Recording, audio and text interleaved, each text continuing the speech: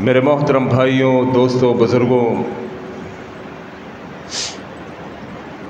اللہ رب العالمین نے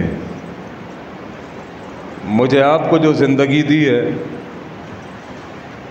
یہ سانسیں چل رہی ہیں، جسم میں خون دوڑ رہا ہے، ہاتھ پاؤں سلامت ہیں، یہ سب اللہ رب العالمین کا انعام اور اس کا فضل ہے۔ آج کتنے ہی لوگ ایسے ہوں گے جو باوجود چاہنے کے کہ آج جمعے کا دن ہے مسجد میں آئے، لیکن آ کوئی نہیں سکتے، بیمار ہیں، بستر پر پڑے ہوئے ہیں۔ اگر اللہ رب العالمین نے توفیق مجھے اور آپ کو بخشی ہے، اگر اللہ رب العالمین نے انعام، یہ فضل، اپنا رحم ہم پر کیا ہے، تو ہمیں چاہیے کہ اللہ رب العالمین کا شکر ادا کریں۔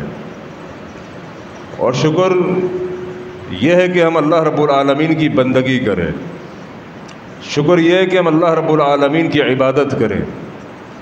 وہ تمام کام کہ جس سے پیدا کرنے والا راضی ہو، وہ تمام کام کریں، اور ان تمام کاموں سے بچ جائیں جس سے اللہ رب العالمین ناراض ہو۔ یہ زندگی ختم ہو جائے گی، یہ بہت عارضی زندگی ہے جو مجھے آپ کو ملی ہے۔ جس زندگی کو گزارنے کے لیے آج میں اور آپ حلال حرام کی تمیز نہیں رکھتے، یعنی کسی بھی طرح سے دھن دولت روپیہ پیسہ مل جائے، چاہے حرام ہو چاہے حلال ہو، ہمیں اس چیز کی کوئی پرواہ نہیں۔ رشوت لینی پڑے، رشوت دینی پڑے، حرام کھانا پڑے، حرام کھلانا پڑے، بس روپیہ آنا چاہیے، پیسہ آنا چاہیے۔ حالانکہ یقین کیجئے روپیہ دھن دولت سب کچھ یہیں پر رہ جائے گا، کوئی لے کے نہیں جاتا۔ ایک عام معروف بات ہے کہ کفن کے اندر جیب نہیں ہوتی۔ جانے والا کبھی بھی اپنی دھن دولت کبھی لے کر نہیں گیا، جو کچھ ہے وہ یہیں پر چھوڑ کے جائے گا، اور اس کے جانے کے بعد اس کا وہ دھن دولت روپیہ پیسہ فتنہ بن جائے گا۔ اس کے جانے کے بعد اس کے بیوی بچے، اس کے اوپر لڑائیاں بھی ہوں گی، بھائیوں کی آپس میں معاملات بھی ہوں گے، قطع تعلقی بھی ہوگی۔ لہذا بہت بہتر یہ ہے کہ جو کچھ اللہ رب العالمین نے عطا کیا ہے اپنی زندگی کے اندر اللہ کی راہ میں کھپا دیا جائے۔ آپ کے جانے کے بعد کوئی آپ کے نام پر خرچ کرنے والا نہیں ہوگا۔ جو عبادت ہے اپنی زندگی کے اندر کر کے چلے جاؤ، جو دولت اللہ نے عطا کی اپنی زندگی میں خرچ کرو اللہ کی راہ کے اندر۔ یہ بندگی انتہائی ضروری ہے، کیونکہ در حقیقت میری اور آپ کی جو پیدائش ہے، اس کا مقصد ہی اللہ رب العالمین نے اپنی بندگی بیان فرمایا ہے۔ فرمایا کہ وَمَا خَلَقْتُ الْجِنَّ وَالْإِنسَ إِلَّا لِيَعْبُدُونَ، ہم نے جن و انس کو بیکار بے مقصد تخلیق نہیں کیا، ان کی پیدائش کا مقصد یہ ہے کہ یہ ہماری بندگی کریں۔ اور جو آیت خطبے کے شروع میں نے آپ کے سامنے پڑھی تھی، اس میں بھی اللہ رب العالمین نے دو چیزوں کا بیان کیا، ایک ہے زندگی، ایک ہے موت۔ فرمایا کہ الذی خلق الموت والحیاۃ لیبلوکم ایکم احسن عملا، ہم نے زندگی اور موت جو عطا کی ہے اس لیے کہ ہم دیکھ سکیں کہ کون کیا لے کر آتا ہے، کون گناہوں کا انبار لے کر آتا ہے، کون نیکیوں کا پہاڑ لے کر آتا ہے۔ لیبلوکم ایکم احسن عملا، رب دیکھنا چاہتا ہے کہ تم اللہ کے لیے کیا لے کر آئے ہو۔ میرے محترم بھائیوں، جو کہ انسان خطا کار ہے، انسان گناہگار ہے، کوئی بندہ مجھ سمیت ہم میں سے کوئی دعویٰ نہیں کر سکتا کہ میں گناہ کرتا ہی نہیں، یا مجھے گناہ پسند ہی نہیں، یا گناہ کے میں قریب جاتا ہی کوئی نہیں۔ ہم میں سے کوئی بندہ ایسا نہیں، کیونکہ میرے آقا کریم جناب محمد رسول اللہ صلی اللہ علیہ وسلم نے فرما دیا تھا کل بنی آدم خطاء، آدم کی ساری اولاد خطا کار ہے، میں بھی آپ بھی۔ ہم سے بھی گناہ ہوں گے، ہمارے بڑوں سے بھی گناہ ہوں گے، ہمارے چھوٹوں سے بھی گناہ ہوں گے، مردوں سے بھی ہوں گے، عورتوں سے بھی ہوں گے، کوئی گناہوں سے خالی نہیں ہے۔ لیکن وَخَيْرُ الْخَطَّائِينَ تَوَّابُونَ، فرمایا میرے نبی علیہ الصلوۃ والسلام نے بہترین گناہ گار وہ ہے۔ گناہ گاروں میں بھی کیٹیگریز ہیں، ایک گناہ گار بدترین ہے تو ایک گناہ گار بہترین ہے، لیکن دونوں ہی گناہ گار ہیں۔ بدترین گناہ گار کون ہے؟ بدترین گناہ گار حدیث میں آتا ہے وہ ہے کہ جو گناہ کرتا ہے، گناہ کے بعد اس کو گناہ کا خیال ہی کوئی نہیں ہوتا۔ دیکھو یہ بات تو طے ہو گئی کہ گناہ ہوں گے، مجھ سے بھی ہوں گے، آپ سے بھی ہوں گے، چھوٹوں سے بھی ہوں گے، بڑوں سے بھی ہوں گے، عورتوں سے بھی ہوں گے، مردوں سے بھی ہوں گے۔ لیکن اب گناہ گاروں کے اندر دو قسم کے لوگ ہیں۔ ایک گناہگار وہ ہے جس سے غلطی ہو جائے، غلطی ہونے کے بعد اس کو کوئی احساس ہی نہ ہو، نہ توبہ کرے، نہ ندامت کرے، نہ پشیمان، نہ پچھتاوا، کچھ بھی نہیں. گویا کہ ناک کے اوپر کوئی مکھی بیٹھی ہوئی ہے، یوں ہاتھ ہلایا اور وہ اڑ جائے گی. اتنا حقیر سمجھتا ہے وہ گناہوں کو. جب دل میں آیا گناہ کر لیا، جب دل میں آیا اللہ کو ناراض کر لیا، اور گناہ کے بعد رب کو راضی بنا کیا، رب سے توبہ بھی نہیں کی، اللہ سے استغفار بھی نہیں کی، اللہ کی قسم یہ بدترین گناہگار ہے. وخیر الخطائین توابون. میرے نبی علیہ الصلوۃ والسلام نے فرمایا گناہگاروں میں کچھ گناہگار ایسے بھی ہوں گے جن سے گناہ تو ہوگا بشری تقاضے سے، چونکہ وہ انسان تھے، لیکن گناہ کے بعد بشری تقاضے سے گناہ ہو گیا، انسان ہے گناہ ہو گیا، بشر ہے گناہ ہو گیا، لیکن گناہ کے بعد وہ راتوں کو پریشان ہوتا، راتوں کو کھڑا ہوتا، مصلے کو بچھاتا، ہاتھوں کو اٹھاتا، آنسوؤں کو بہاتا، اللہ کو کہتا میرے اللہ مجھ سے غلطی ہوئی ہے، میرے اللہ میں قصوروار، میرے اللہ میں مجرم، میں ظالم. اقرار کرتا ربنا ظلمنا انفسنا وَإِن لَّمْ تَغْفِرْ لَنَا وَتَرْحَمْنَا لَنَكُونَنَّ مِنَ الْخَاسِرِينَ. اور راتوں کی تنہائی میں اٹھتا گڑ گڑاتا، راتوں میں اللہ رب العالمین کے آگے اپنے ہاتھوں کو اٹھاتا، آنسوؤں کو بہاتا، کہتا میرے اللہ ربا گناہ گار ہوں، خطا کار ہوں، سیاہ کار ہوں، اللہ گناہ ہو گیا، میرے اللہ غلطی ہو گئی، اللہ تو نے معاف نہ کیا، لَنَكُونَنَّ مِنَ الْخَاسِرِينَ. اللہ میں خسارہ پانے والوں میں سے ہو جاؤں گا، میرے اللہ میں برباد ہو جاؤں گا، میرے اللہ میری قبر بھاری ہو جائے گی، اللہ میرے اللہ جہنم میں ڈال دیا جاؤں گا. ربا رحمان ہے، تو رحیم ہے، اللہ تو کریم ہے، اللہ تو معاف کرنے کو پسند کرتا ہے. اللہ کے آگے گرتا تھا، گڑ گڑاتا تھا راتوں کے اندر. یہ بہترین خطا کار ہے، یہ بہترین خطا کار ہے کہ گناہ ہوا، گناہ کے بعد نادم ہوا، پشیمان ہوا، پریشان ہوا، پیدا کرنے والے سے توبہ کی، استغفار کی. اور اللہ کی قسم رب اتنا رحمان رحیم اور کریم، یہ بندے نے توبہ کی، ابھی توبہ کر کے ہاتھ نیچے نہ کیے، اس سے پہلے رب نے معافی کا اعلان کر دیا. یار ایسے رب کو مستقل ناراض رکھنا یہ کون سا تقاضا ہے جو رب خود اپنے بارے میں کہتا ہے.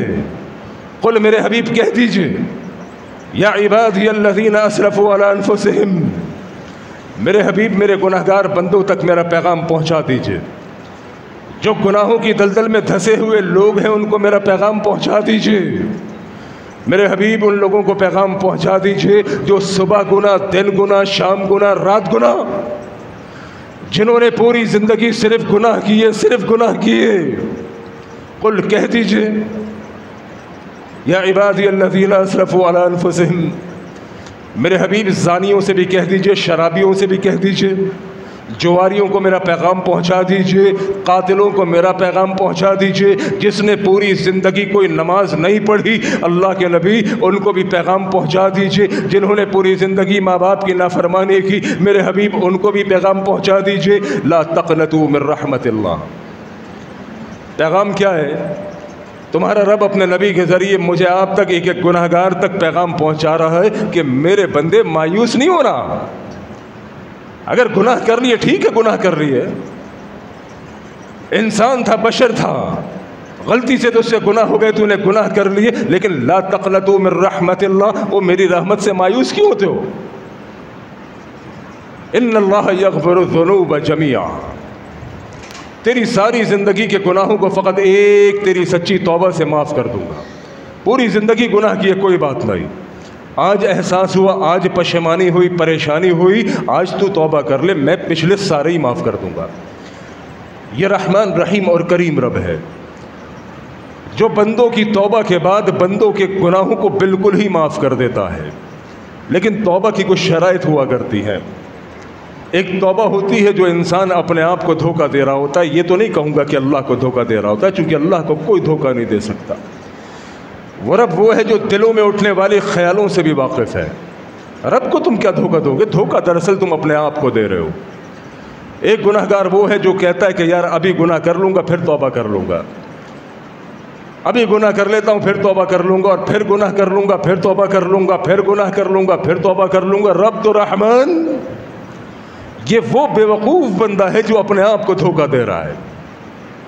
اچھا فار ایگزامپل، مثال کے طور پر اس گمان کے اوپر کہ رب رحمان ہے، رب رحیم ہے، رب کریم ہے، بندے نے ارادتاً گناہ کیا کہ اللہ تو رحمان رحیم اور کریم ہے، میں گناہ کر لوں گا، پھر اپنے رب سے معافی مانگ لوں گا، رب مجھے معاف کر دے گا. لیکن میرا سوال یہ ہے، کیا کس بات کی شیورٹی ہے یا گارنٹی ہے کہ تجھے معافی کا موقع ملے گا؟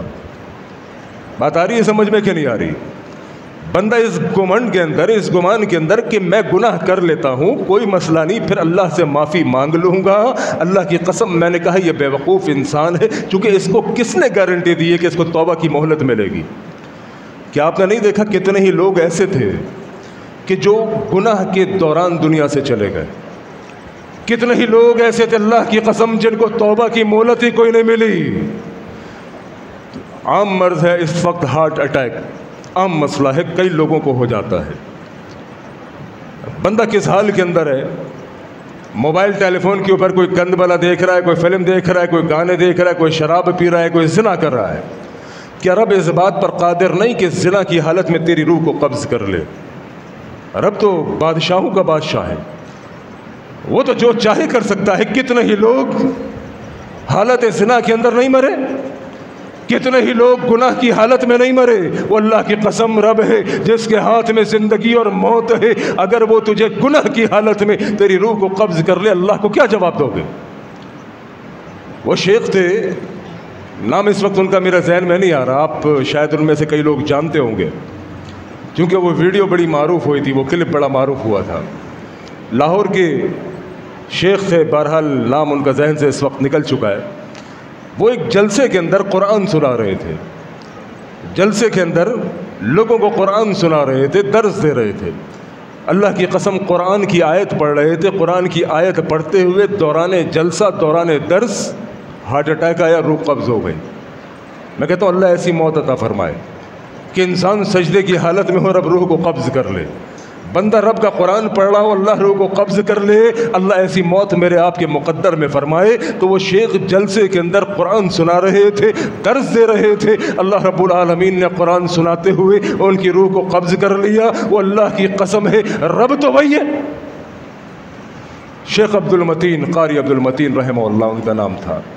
رب تو وہی ہے نا جو قاری عبد المتین کو قرآن سناتے ہوئے روح کو قبض کر سکتا ہے، وہ ایک بندے کو موبائل کے اوپر گندگی دیکھتے ہوئے اس کی بھی روح کو قبض کر سکتا ہے.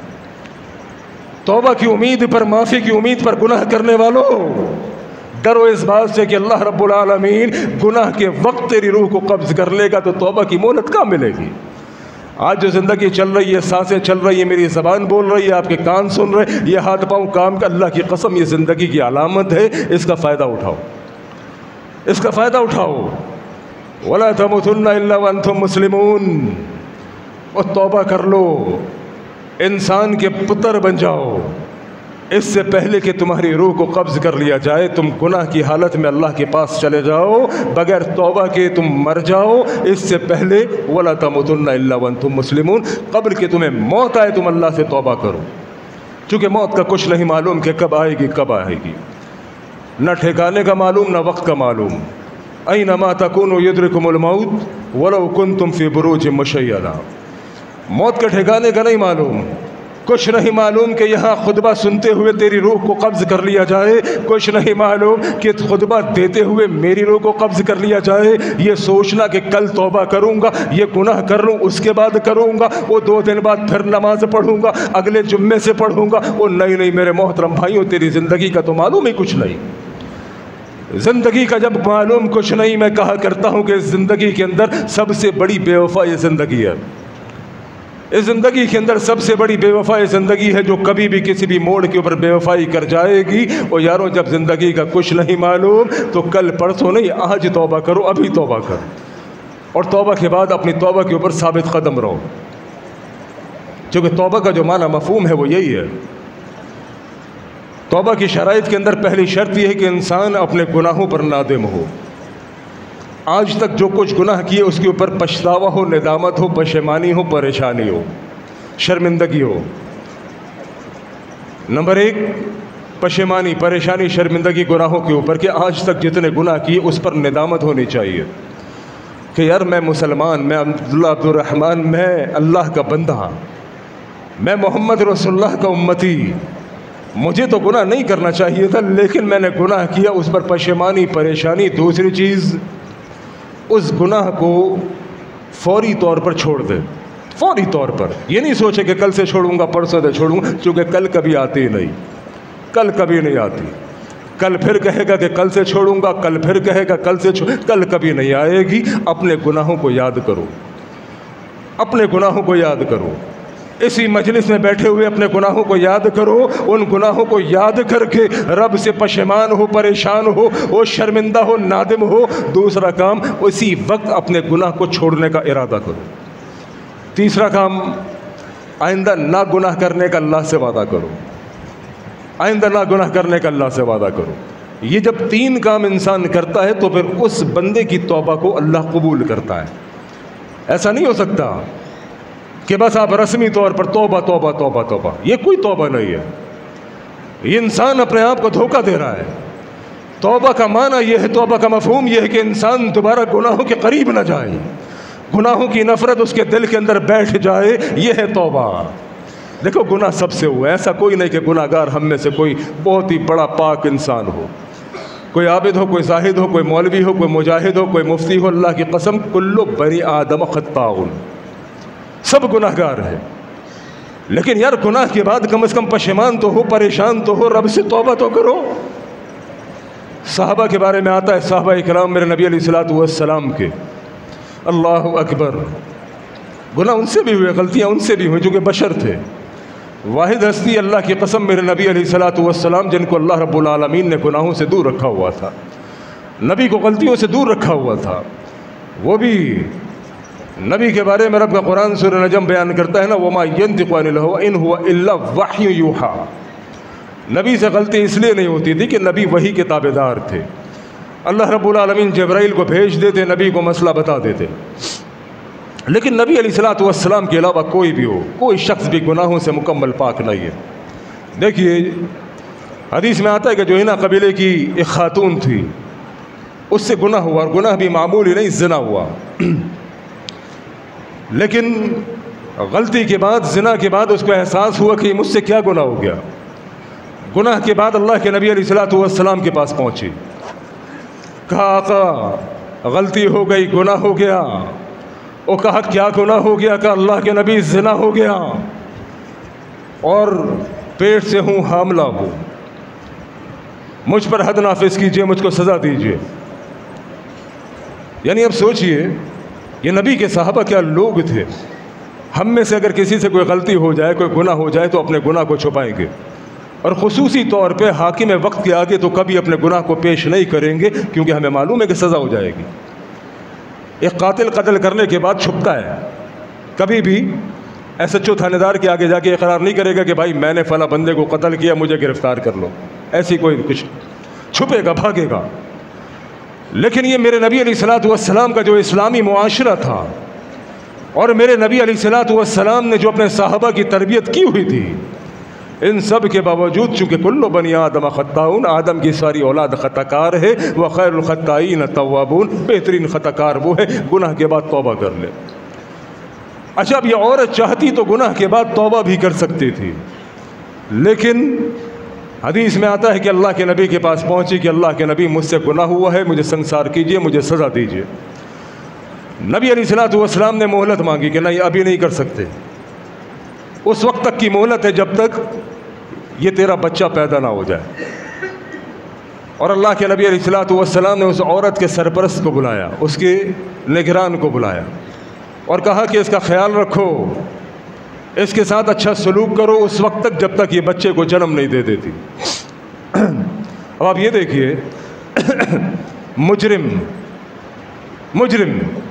جس سے گناہ ہوا ہے، وہ مجرم جس کے اوپر حد نافذ کی جائے گی، اس مجرم کے لیے اللہ کے نبی کہہ رہے ہیں کہ اس کا خیال رکھنا۔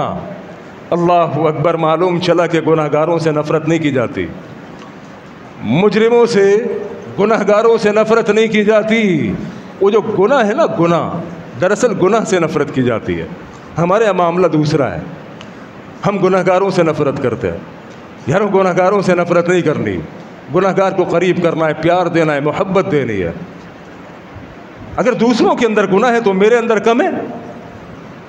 آج معاملہ یہ ہے کہ پوری دنیا مجھے گناہگار نظر آتی ہے، پوری دنیا جہنمی نظر آتی ہے، میں اکیلا جنتی، میں حاجی صوم صلات کا پابند سب سے نیک انسان، میں پوری دنیا تو جہنمی ہے، وہ سارے ہی گناہگار، بس ایک اکیلا میں نیکوکار۔ وہ میں کہا کرتا ہوں جب تو نے سب کو جہنم میں بھیج دیا تو اکیلا جنت میں جا کے کیا کرے گا؟ لوگوں کے لیے اچھا گمان کرنا سیکھو، اور گناہگاروں کو دور نہیں کرو، گناہگار کو قریب کرو، یہ میرے نبی کی سنت ہے۔ آقا علیہ الصلوۃ والسلام نے مجرم سے نہیں، اس کے جرم سے نفرت کی۔ اگر مجرم سے نفرت کی ہوتی عمر بن خطاب رضی اللہ تعالیٰ عنہ کبھی اسلام لے کے نہ آتے۔ عمر کے جرم سے نفرت کی جس شرک میں وہ مبتلا تھے۔ آپ جرم سے نفرت کیجئے، اور نفرت ضروری ہے جرم سے اور گناہ سے، تاکہ وہ جرم یا گناہ آپ نہ کریں۔ جب گناہوں کی نفرت، جرم کی نفرت دل میں موجود ہوگی تو آپ گناہوں سے، جرم سے دور ہوں گے۔ لیکن یہ کیا قانون ہے کہ تم مجرم سے نفرت کرتے ہو، لوگوں کے بارے میں فتوی بازی کرتے ہو؟ اللہ کی قسم ڈرو اس بات سے کہ اس بندے کا عیب لوگوں کے سامنے آ چکا تو شکر منا کہ تیرا عیب لوگوں کے سامنے نہیں آیا، ورنہ مجرم تو بھی بہت بڑا ہے، گناہگار تو بھی بہت بڑا ہے، لیکن تو اللہ کا شکر ادا کر کہ میرے اللہ باوجود گناہوں کے لوگوں کے سامنے میرے عیوب واضح نہ کیے۔ اگر کسی انسان کا عیب سامنے آ گیا، اس کا گناہ سامنے آ گیا، اس کے عیب پر پردہ ڈالو، نہ کہ اس کے عیب کو اچھالو۔ چونکہ خطا کار تو بھی ہے، تیرے عیب سامنے نہیں آئے تو اللہ کا شکر ادا کر، اور اپنے اس بھائی سے نفرت نہ کر، اس سے پیار کر، اس سے پیار کر، اس کو سمجھا، اس کو بٹھا، اس کے ساتھ مجلس کر۔ یہ عورت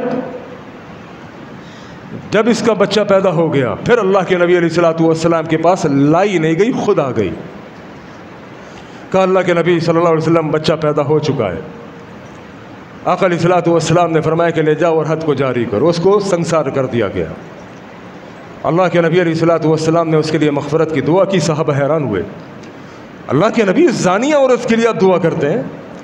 آقا علیہ الصلوۃ والسلام نے فرمایا اللہ کی قسم ہے، اس نے جو اللہ سے توبہ کی تھی، ایسی سچی توبہ کی کہ اگر 70 آدمیوں کے لیے توبہ کی جائے تو 70 آدمیوں کی مغفرت ہو جاتی، اللہ نے اس کی توبہ کو ایسا قبول کیا۔ بات یہ نہیں کہ گناہ نہیں ہوں گے، گناہ ہوں گے، گناہ ہو جانا بڑی بات نہیں ہے، گناہ پر ثابت قدم رہنا یہ خطرناک بات ہے کہ انسان گناہ بھی کرے اور گناہ کے اوپر ثابت قدمی بھی دکھائے، یہ خطرناک عمل ہے۔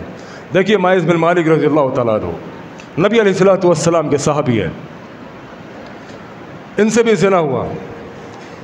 زنا کے بعد پہنچتے اللہ کے نبی علیہ الصلوۃ والسلام کے پاس، کہتے ہیں طاہرنی یا رسول اللہ، اللہ کے رسول مجھ سے زنا ہوا، مجھ سے گناہ ہوا، مجھ کو پاک کر دیجئے۔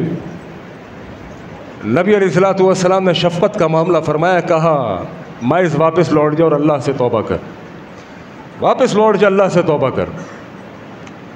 واپس چلے گئے، لیکن دل میں قرار نہ آیا، پھر اللہ کے نبی کے پاس پہنچ گئے، طاہرنی یا رسول اللہ، اللہ کے رسول مجھے پاک کر دیجئے، مجھ سے گناہ ہوا ہے۔ نبی علیہ الصلوۃ والسلام نے کہا پھر دوبارہ واپس لوٹ جا، اللہ سے توبہ کر۔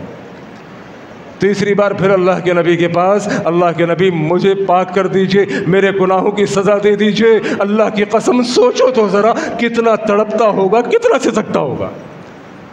یارو بات وہی ہے، گناہ ہو گیا انسان سے بشری تقاضے سے، لیکن 3 بار اللہ کے نبی کی مجلس میں آئے۔ ماعز رضی اللہ تعالیٰ عنہ 3 بار اللہ کے نبی کی مجلس میں آئے، اللہ کے نبی مجھے سزا چاہیے، اور 3 بار اللہ کے نبی نے لوٹا دیا کہ جاؤ اللہ سے توبہ کرو۔ آپ کو معلوم ہے کہ زنا کی سزا کیا ہے؟ یہاں تک زمین میں کھود کے گڑا انسان کو دبا دیا جاتا ہے، اس کے بعد نوکیلے پتھر مار مار کے انسان کو قتل کر دیا جاتا ہے۔ 3 بار ماعز کو واپس لوٹایا اس عمل سے کہ بچ جائے۔ چوتھی بار پھر اللہ کے نبی کے پاس پہنچے، اللہ کے نبی قرار نہیں آتا، قرار نہیں آتا، اللہ کے نبی پریشان ہوں، پشیمان ہوں، نادم ہوں، شرمندہ ہوں، اللہ کے نبی مجھے سنسار کیجئے، مجھے سزا دیجئے، طاہر مجھے پاک کیجئے میرے گناہوں سے۔ جب چوتھی بار ماعز پھر آ گئے، اللہ کے نبی نے کہا کہیں یہ پاگل دیوانہ تو نہیں ہے؟ یہ کون شخص ہے کہ جسے بچایا جا رہا ہے موت سے، اور وہ پھر موت کے قریب آتا ہے کہ مجھے پاک کرو، مجھے سزا دو؟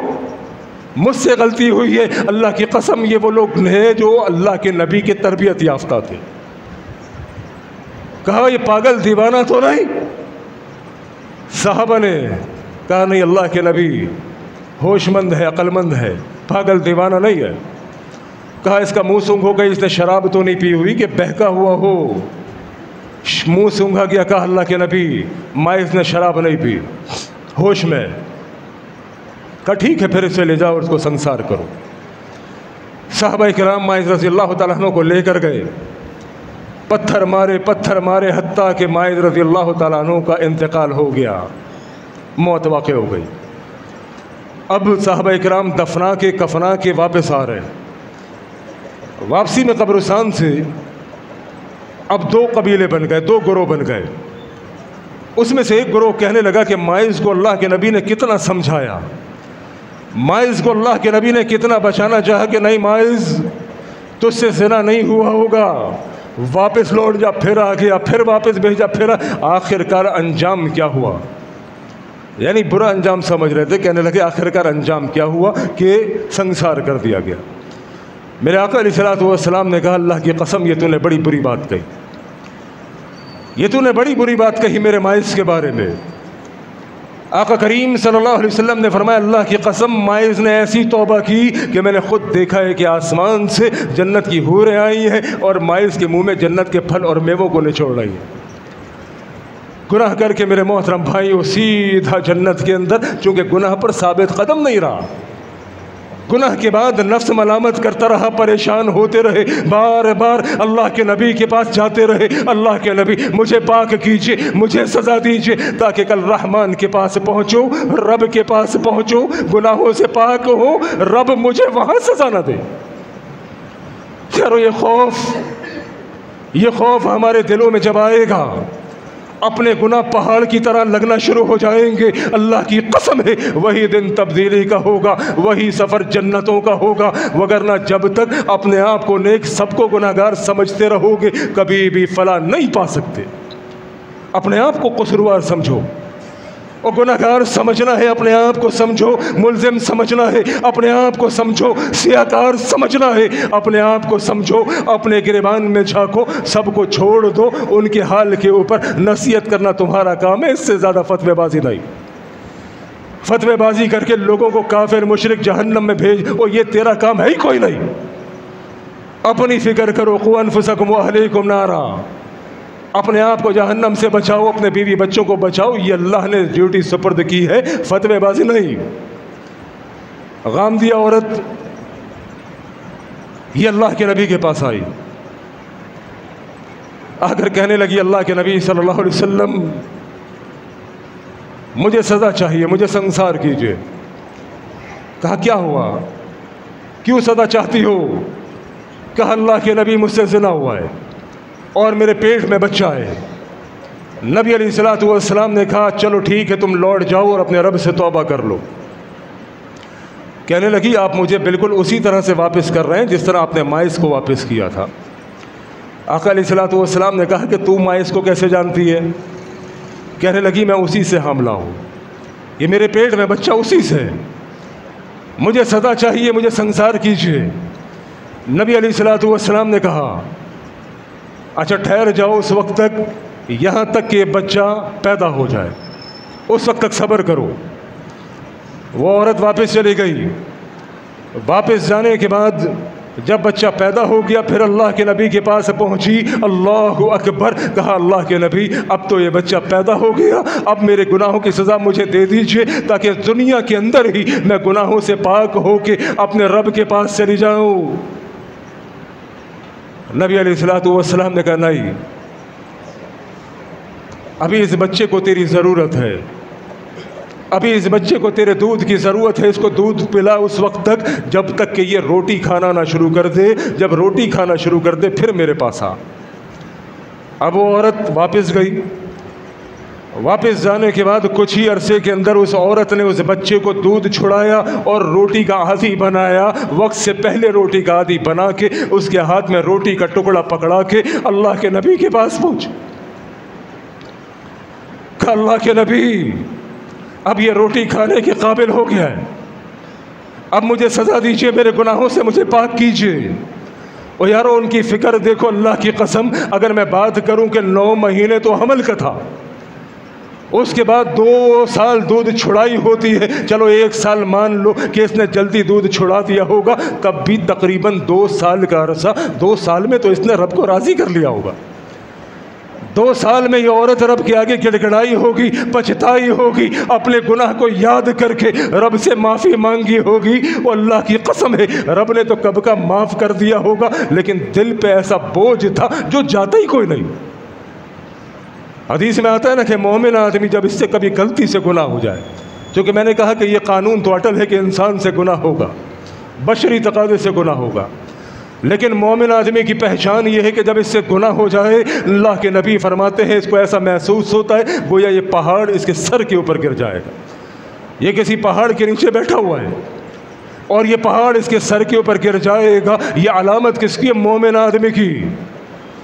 گناہ کے بعد پچھتاتا ہے، پریشان ہوتا ہے، حتی الامکان گناہوں سے بچنے کی بھرپور کوشش کرتا ہے، لیکن چونکہ انسان ہے، بشر ہے، کہیں غلطی سے گناہ ہو جائے تو اس گناہ پر توبہ کرتا ہے، ایسی سچی توبہ کرتا ہے کہ اس کے بعد دوبارہ گناہ کے قریب نہیں جاتا۔ روٹی پکڑا کے بچے کے ہاتھ میں اللہ کے نبی کے پاس، اللہ کے نبی اب یہ روٹی کھانے کے قابل ہو گیا ہے۔ آقا علیہ الصلوۃ والسلام نے فرمایا ٹھیک ہے، لے جاؤ اس کو سنسار کرو۔ صحابہ کرام پتھر مار رہے تھے، خالد بن ولید رضی اللہ تعالیٰ عنہ بھی وہاں موجود۔ جب خالد بن ولید رضی اللہ تعالیٰ عنہ کا پتھر اس عورت کے سر پہ جا کے لگا، خون کا فوارہ جاری ہوا، خون کا فوارہ جاری ہوا۔ وہ خون کے قطرے جا کے خالد بن ولید کے کپڑوں پہ آئے۔ خالد بن ولید رضی اللہ تعالیٰ عنہ کراہیت کھانے لگے، گھن کھانے لگے کہ ایک زانی عورت کا گندا خون میرے کپڑوں پر آ گرا۔ اللہ کے نبی علیہ الصلوۃ والسلام نے کہا خالد تو اس عورت سے کراہیت کھاتا ہے، اس کو گنہگار سمجھتا ہے، تو اس عورت کو مجرم سمجھتا ہے، اس کو زانیہ سمجھتا ہے۔